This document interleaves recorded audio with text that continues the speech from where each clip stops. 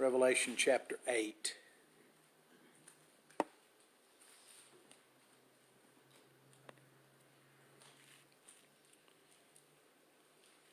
We've been in the seven seals, and the opening of the seventh seal brings on the seven trumpets. So they're tied together very closely. The last part of the seals revealed the suffering that the martyrs had gone through, and they were under the altar asking for vengeance and asking for justice. And then we see a beginning of God moving toward that judgment. So in the seven trumpets, we'll see a partial judgment, and then eventually, several chapters from now, we'll get to the bowls of wrath. And in the bowls of wrath, you see a complete judgment. But these will just be partials. And in fact, I'll go ahead and throw the one amazing slide for the evening up there. Look across the headings for each one of the first four trumpets. What's the thing they all have in common? 1/3, right? Everything is going to be 1/3 in the first four of these trumpets. So there's going to be lots of doom and gloom and devastation, but it's not going to be complete. It's going to be a partial judgment. And as we go through, we won't get there this week, but we'll see that there was an opportunity for those who were the persecutors to do something different. So there is a persecution to call for change. When change doesn't come, then eventually a heavier, more final type of judgment is brought on these people. So we've got a lot of Old Testament references to look at tonight, a lot of New Testament that's not in Revelation to look at tonight. So we won't get tremendously far, but I want us to get these four, the first four of the trumpets together. So we're going to start in 8:1 and kind of work our way into it. When he opened the seventh seal, there was silence in heaven for about half an hour. I saw the seven angels who stand before God, and seven trumpets were given to them. Another angel who had a golden censer came and stood at the altar. He was given much incense to offer with the prayers of all God's people on the golden altar in front of the throne. The smoke of the incense, together with the prayers of God's people, went up before God from the angel's hand. Then the angel took the censer, filled it with fire from the altar, and hurled it down on the earth. There came peals of thunder, rumblings, flashes of lightning, and an earthquake. So you can see that something big is getting ready to happen, and it's happening as a direct result of the prayers of the people, right? Same angel goes in, he puts the incense on the altar to send the prayers up to God from the people. Then he takes the fire from the same incense burner, puts it in a big bowl, and chucks it down on the earth. So you have prayers going up, and then God's response to those prayers all gathered around this altar of incense. Now, this is not the altar outside where you do the killing of the animals for sacrificial worship. This is the one that's right there in front of the curtain. Right, there's the holy place and the big curtain, the Holy of Holies, where the mercy seat of God was there in the Ark of the Covenant. So every day, one of the priests would go in and make sure that that altar of incense was burning, and he would burn incense on that altar so that there was always a sweet-smelling aroma inside the tent as an offering toward God, and it came to be recognized as a conduit for the prayers of the people.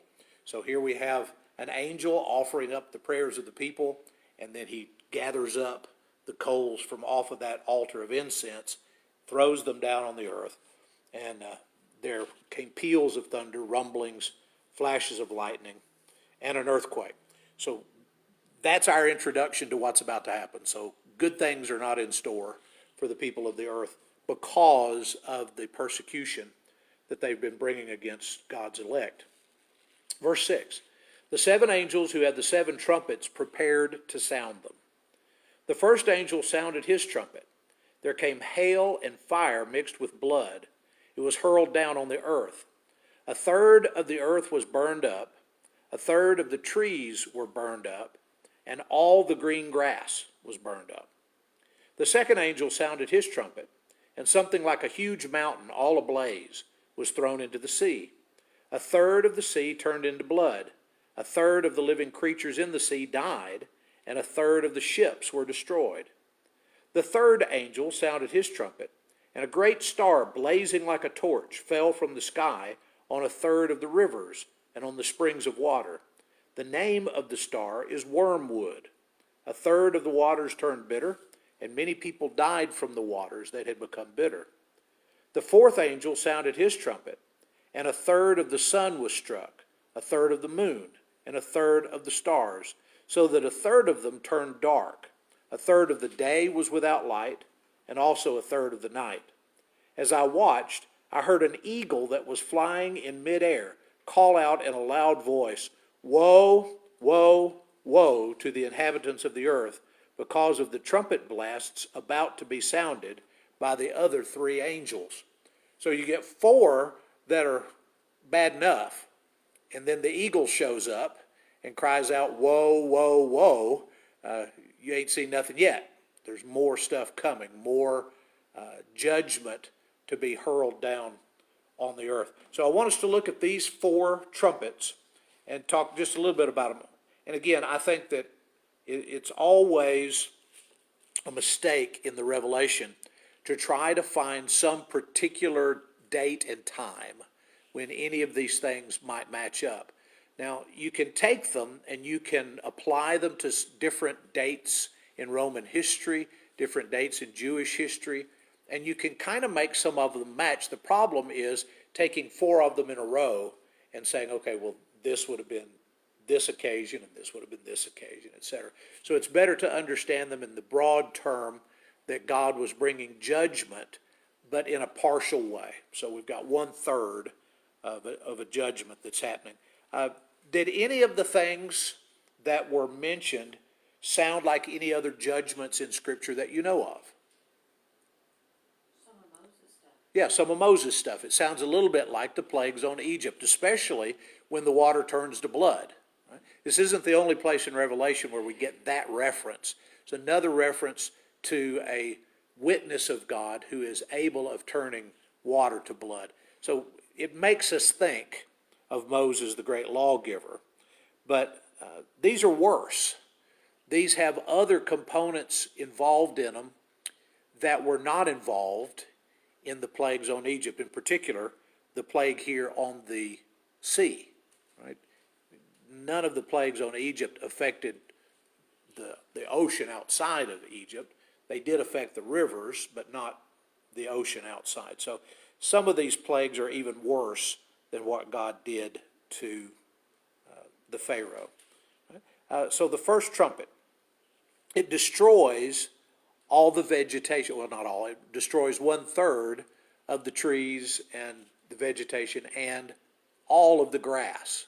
Now, that's interesting. The only one of these pieces and parts in this particular section of Scripture that gets destroyed completely is the grass. What kinds of things go away if you have no grass at all? Well, if you're grass-fed animals, it's going to be a problem, right? So the things that the people eat, there was 1/3 gone, right? So your fig trees, your fruit trees, things that you might use for human sustenance, 1/3 of those are destroyed, but all of the grass is destroyed. So they're already going to be really in trouble as far as livestock is concerned, but the attack against the people is a 1/3 attack. And by the way, all the grass isn't gone. Here's a preview. We're going to get rid of some more grass later. So all of the grass is gone, but when you get to the bowls of wrath, then there's even more that goes away. So again, you can't take it literally. You can't try to find an occasion when there was some kind of famine that hit the land that killed a third of the trees, or a blight or something that killed off the grass. It's just a way of saying that God attacked their agricultural possibilities. That one of the ways that God would undo a nation was to undo their agricultural possibilities. The second trumpet destroys ocean life and ocean commerce. So you've got a third of the sea turns to blood. A third of everything in the sea dies. That's one of the things about the plague of blood on Egypt that always got my attention. It wasn't just that there was blood in the Nile and that they had to dig holes to find drinking water. Fish can't live in that. So you've got a horrible stench all over Egypt because there's blood and there's dead and rotting fish. So imagine that a third of the sea had that happen, and all of a sudden you've got all of that carnage to deal with. Go over to Jeremiah 51, one of the Old Testament passages I want to look at. And this is not talking about Rome, but this is talking about one of the precursors to Rome as a persecutor. Anybody want to guess, if we're in Jeremiah, who we might be talking about?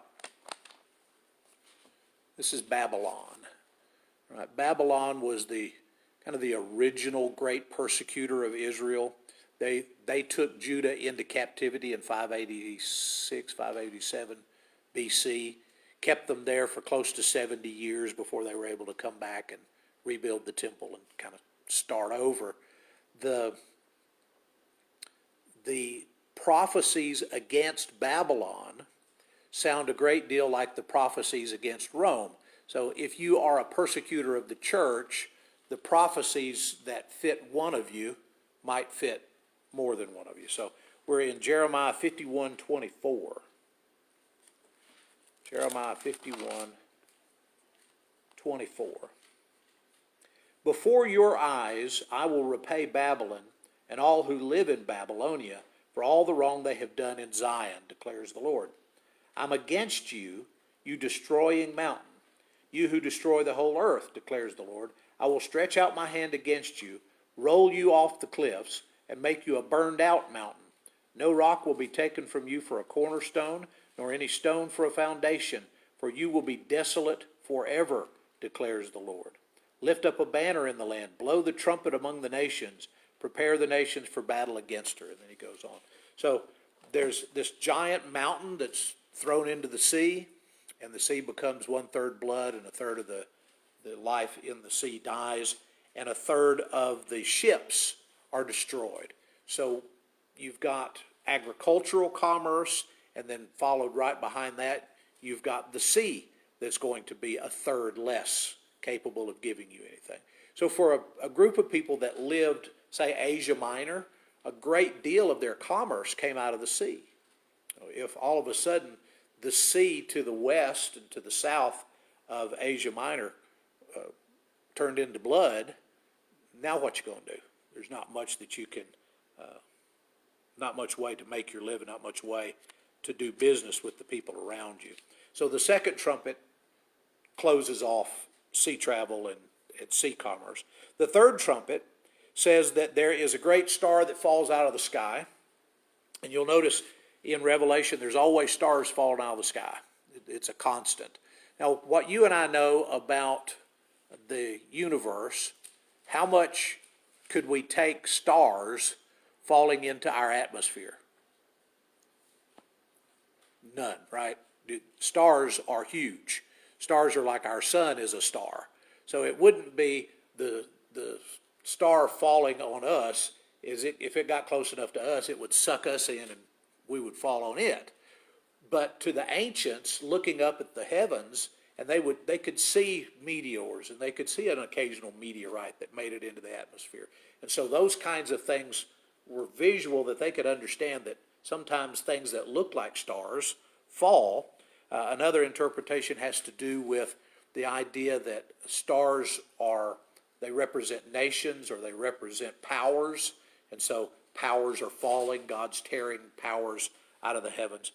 But this one falls on the rivers. So we have the agriculture is gone, the sea has been turned to blood, but we're okay. We still have the rivers until wormwood falls, and wormwood turns all the rivers into wormwood. In the Old Testament, we run across the term a few times, and it has to do with being bitter, being unusable. At times, if people drank waters that were wormwood, that it could be deadly to them. And here it says that lots of people died from drinking the wormwood-infested water. When I say wormwood, does that conjure up any connection to you at all? Not biblical, extra biblical. Would it help to say C.S. Lewis?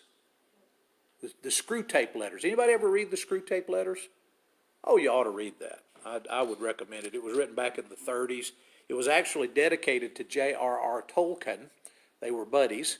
And the book is based on letters from an uncle who was a tempter, and his name is Screwtape. And is that right? Yeah. Then his nephew's name is Wormwood. So he writes him letters and he says, this guy you're supposed to be tempting, you're not doing it right.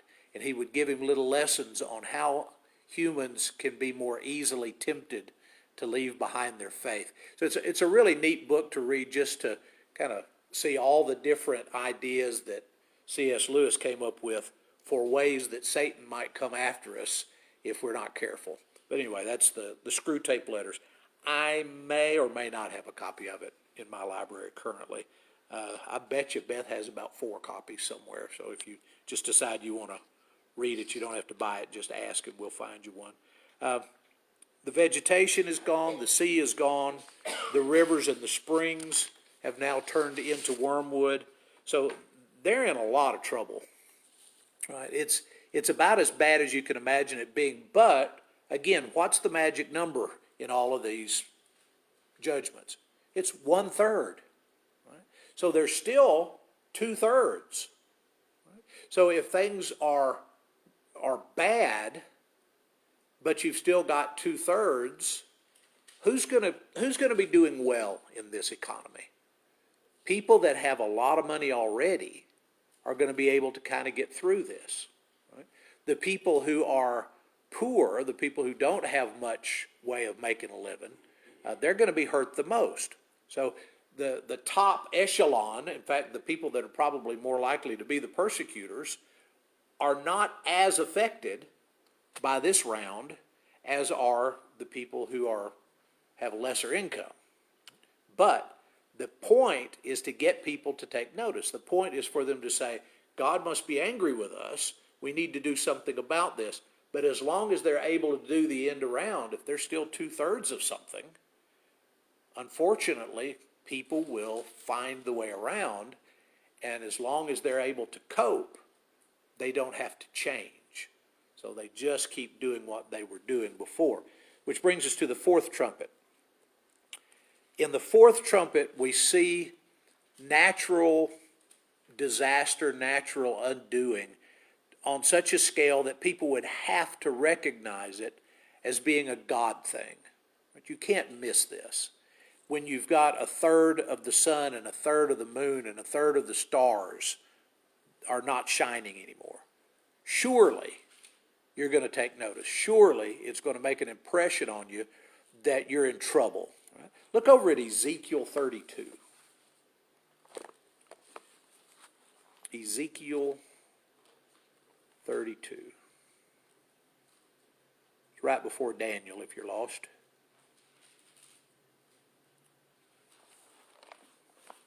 Ezekiel 32, and we're just going to start in verse 1 and 2, and then we'll skip down and read 7 and 8. In the 12th year, in the 12th month, on the 1st day, the word of the Lord came to me, Son of man, take up a lament against Pharaoh, the king of Egypt. Say this to him, you're like a lion among the nations. You're like a monster in the seas. thrashing about in your streams, churning the water with your feet, and muddying the streams. That's almost a compliment, isn't it? You're big and you're bad and everybody knows it. Right? Now look at verse 7. When I snuff you out, I will cover the heavens and darken their stars. I will cover the sun with a cloud, and the moon will not give its light. All the shining lights in the heavens I will darken over you. I will bring darkness over your land, declares the sovereign Lord. So the same kind of language. You are a persecutor. You're against Israel. Just think to our Old Testament studies. If you bless Abraham, you get blessed. If you don't bless Abraham, you get cursed. So even when Egypt wasn't the main persecutor, they joined forces with other groups that were persecuting. So you've got Babylon, you've got Assyria, you've got the surrounding people around Israel that persecuted from time to time. Egypt was just far enough away that they weren't really the biggest problem most of the time. They were close enough that if they got the opportunity, then they would move their armies north and they would take advantage of any little opening that they had. So God says to the people in Revelation, I'm going to shut off the lights, a third of them. Now, if you are a person in the ancient world and all of a sudden, part of the sun isn't shining and part of the moon isn't shining and the stars are missing, you're going to have to think that something's up. And maybe it's going to make you change your mind, change your heart, do something different. And if you repent, then maybe God can change the outcome of this thing. Unfortunately, they're not going to change their minds. And next week, as we look at the last three trumpets, they come at us in a different way. The first four are very, kind of regimented. This, one trumpet, one judgment, one trumpet, one judgment. The last three are more broad stroke. There's a lot of stuff going on, so it'll take us a whole time to just talk about those. But go back to Jonah. When Jonah went to Assyria, when he went to Nineveh, they were the enemy of God's people. The reason that Jonah didn't want to go to Nineveh was it was the capital of Assyria, and the Assyrians were getting ready to, come south and west, or south and east, and take over that whole area where Israel is. God had to save Israel from them once. They got all the way to the doorstep of Jerusalem, and God had to kind of turn them against themselves and send them home. But when Jonah goes, he goes through the city. It's a 3-day journey. He's preaching all the way. 40 days, God's going to destroy Nineveh. And then he just kind of camps out and waits for God to wipe them out.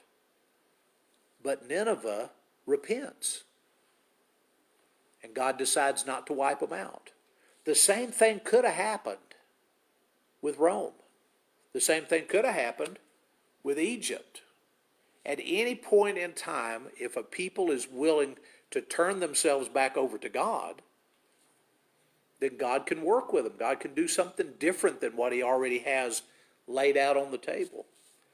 But the first four are 1/3 judgments.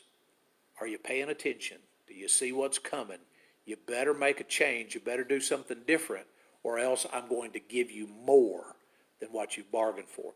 Again, we'll go on through 9 and we'll look at the other 3 trumpets, but it'll be all the way over, I want to say, 16. Let me look real quick. Yeah, at the beginning of 16, before we get to the 7 bowls of wrath. The 7 bowls of wrath are not 1/3 anything. The 7 bowls of wrath are 100% destruction. So, and again, you can't look at them and say, well, obviously this is the third. This is the part that got wiped out, and here's the day and the time that it happened. And when you get to the total destruction, it doesn't mean that Rome was suddenly completely destroyed, because sure enough, they went on, and remnants of Rome have lasted for 2,000 more years. But the judgment of God, put the stamp on it of God, will be there, and it will be evident when we get over to 16. But there's lots of stuff between here and there. Any thoughts, questions about this section?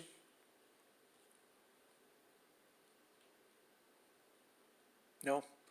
I guess a couple of things to take away. Number one, throughout Scripture, when you run into a prophecy against a persecutor, they sound a lot alike.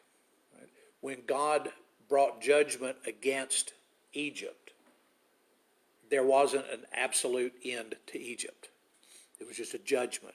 When he brought a judgment against the nation of Israel in 70 A.D., when Jerusalem is destroyed, it's not the absolute end of God's people of Israel. When Rome finally falls, it's not the end of the world. It's not the end of all time. It's just God breaks into history, makes his point, sets things the way he wants them, and then history continues on. It has happened time and time again throughout history. There will be a day, though, when there won't be a continuation of history. That last and final day, and again, we won't get to passages that really talk about that until the end of the Revelation. But, there's a great day when all the dead are raised, when everyone gives an account for the things that they did in the flesh, when those who are in the Lamb's Book of Life get to go into eternal rest with him, and those that are not are cast out into darkness. There is that day that is a final ending judgment day. But I don't know that any of Revelation, perhaps prior to the last chapter or two, falls into that category. I think most of it has to do with what God was getting ready to do to the latest persecutor, which at this point in time would have been Rome. Now, any questions, thoughts? Okay. I'll say goodbye to y'all. Talk to you later. Bye.